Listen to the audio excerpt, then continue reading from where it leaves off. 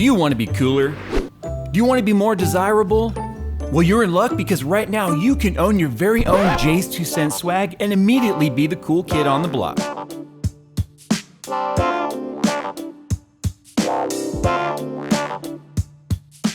Max out your sex appeal by following the link down below.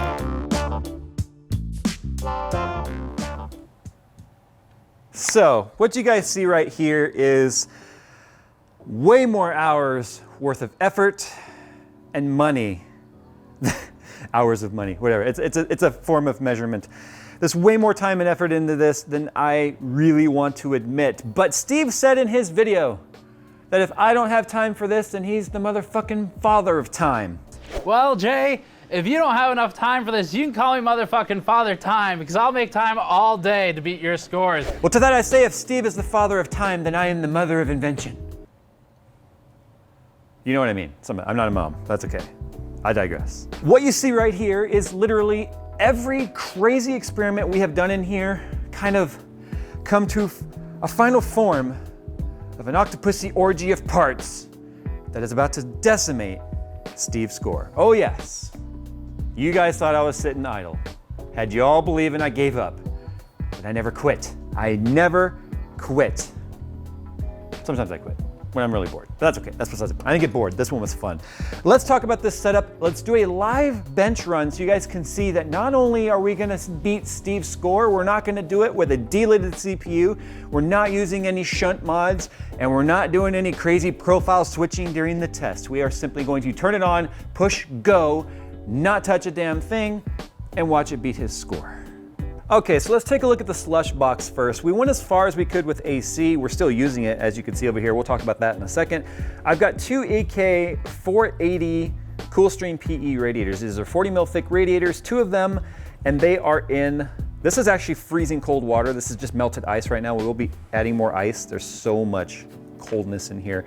But as you can see, I've got them running in series, and we've got some other tubes in here, so we'll talk about that in a second as well. Here's the issue with a Slush box. Unless you keep it flowing, like you have to keep it flowing through the radiator, just like air has to flow through a radiator to make it work. The other problem is if it's just sitting on the floor of the radiator, you can't get water to flow through it because it's sitting through the floor, or the floor of the cooler rather. You can't get water flowing through it if it's just sitting there.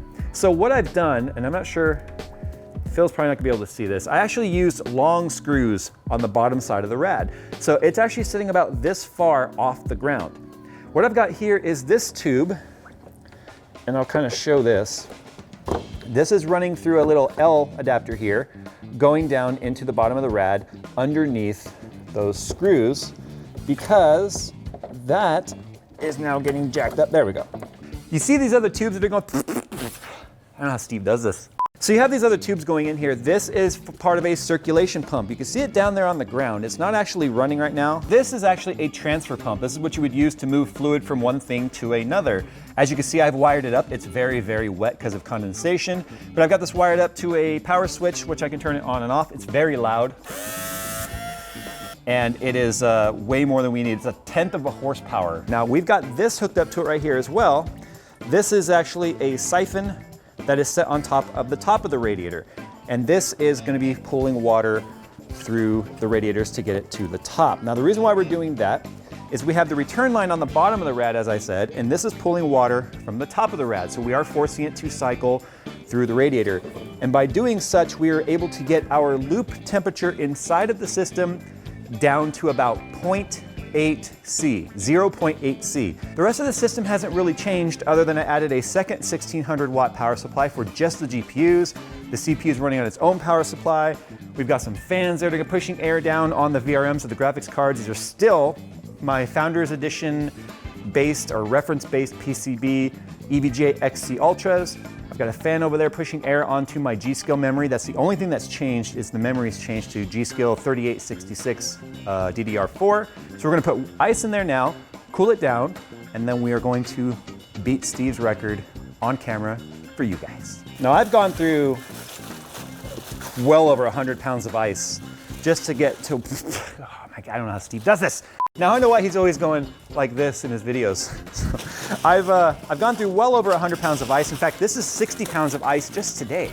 So I probably used 200 or 300 pounds of ice just to acquire the settings that I'm currently running and the trial and error and experimentation.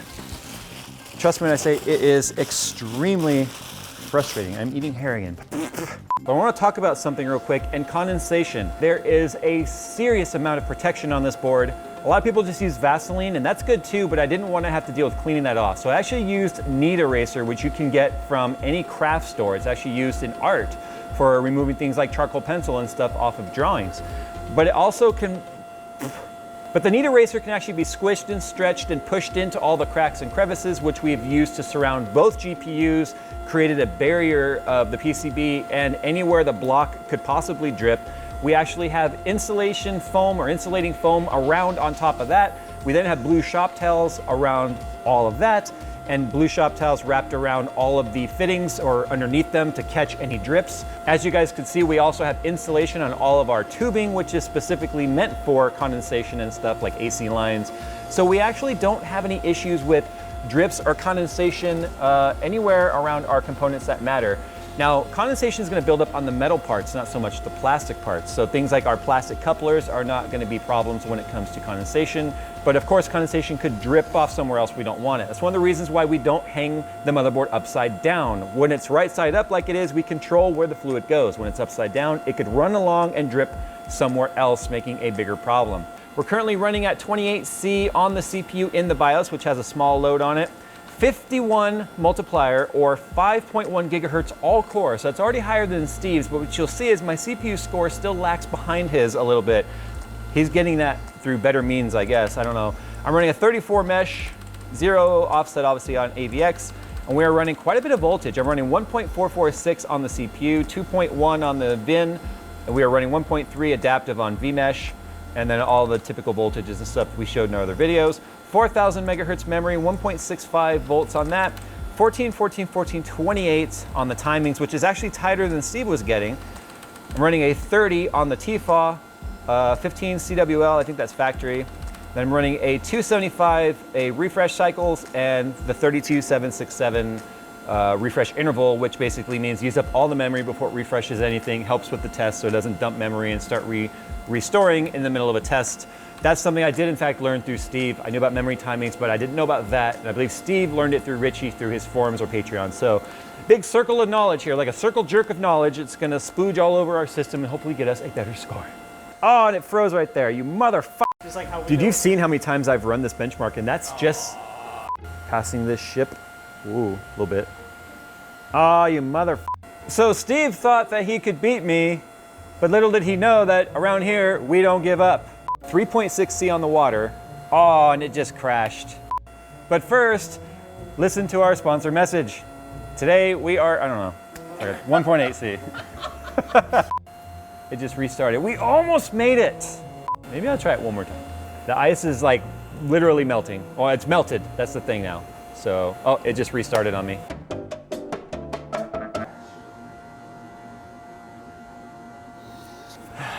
So many cutaways in this video. I could not stand the fact that you guys could not see a successful run all in one take. I couldn't live with that. The score is mine and it's legit, but I couldn't stand that you guys couldn't see that. So yeah, I've about another 100 pounds of ice. I changed my cooler setup. It's got a drain, that way I can drain water out of it a little bit. It's a little bit bigger volume of water. Currently running 0.8C in the loop. That's the water temp in the loop. Obviously the water temp in the cooler is 0. Actually, if I put the probe in there, it says 0.0.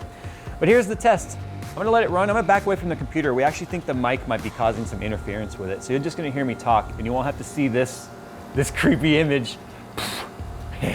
So anyway, I'm not doing any cheating. I'm not doing any profile switching. I'm not taking any of those cop-outs, you know, because my settings are stable enough. I don't have to. I don't have to sit here and watch the test run and be like, oh, here comes this part where I've got to enable this profile because I'm Steve and I have to cheat. No, my settings are solid. We're just gonna let them go. We're gonna let them speak for themselves. And then I'll do some more trash talking at the end when you guys see who the true leader of the water cooling overclockers is. We all know the Bauer and Kingpin and all those guys are the true winners, so. But this is That's besides the point, I digress. I'd also like to point out that this test is extremely important to keep your eyes on the prize. I'm gonna rhyme all the time because this is important. There are no artifacts in this test for me.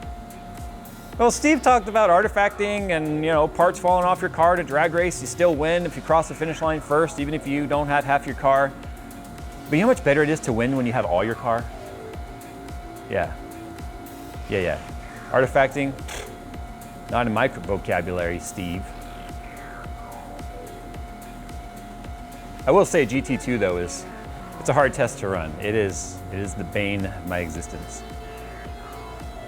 This part right here where it comes up and around the horse and then goes over to this little like satellite. Oh man, this part usually is where it crashes if it's gonna, or it artifacts really bad or stutters.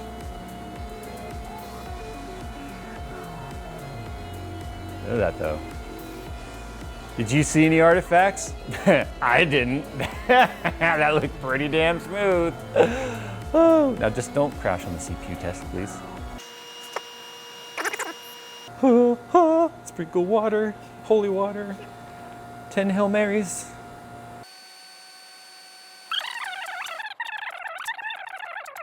Max temp right now, 55 Celsius on a non-delated CPU. Come on, baby, come on, baby. Go, go, go, go, go, go, go! All right. What did we get? What did we get? Come on. Come on. Come on. 15,287. Not my highest by any means. You guys saw that the test completed just fine though. So what I'm gonna do right now is I'm gonna go ahead and show you guys what the highest I actually achieved was, and that was a 15,307. I'll take it. And with that, I'll take number 2. So up there where it says, congratulations for surpassing 1 million subscribers, let's just pretend that says, Jayztwocents, congratulations for surpassing that cheater Gamer's Nexus. Now I'm gonna go and take back my single card victory by even farther because Linus beat me and then I beat Linus by a little bit without even trying. Now we're gonna really, we're gonna drive Linus into the ground like a railroad spike. I'm stuck. There we go.